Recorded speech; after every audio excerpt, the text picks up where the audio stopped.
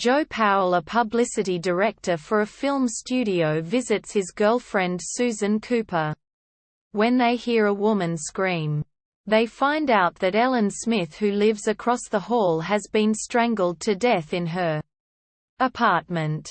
Later, an actress named Mona Harrison, who recently disappeared, makes newspaper headlines. Police Chief Williams interviews all the people who were at her home for a dinner party the night before, where after Mona's servants quit, she offered to take everyone out for dinner, but never showed up at the restaurant. Susan decides to search Mona's bedroom and finds a safe. She hides in the closet when a man enters the room.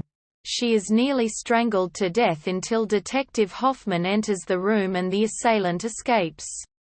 Joe and Susan later learn that Mona has been found dead, and the coroner determines that although Ellen was murdered by a man, Mona was killed by a woman.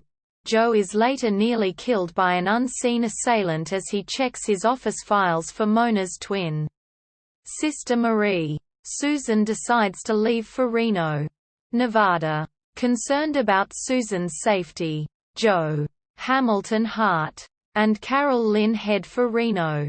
Meanwhile, Susan is nearly driven off the road by Arthur Evans. When Susan goes to the hotel, she meets Joe, Carol, Hart, and also Mona's sister Marie. Susan reveals that Arthur was married to Marie and they were blackmailing Mona. When Mona refused to pay more money, Marie killed her and Arthur killed Ellen, who was a witness to Mona's murder. Marie becomes violent and in her fury, she accidentally falls to her death from the hotel window.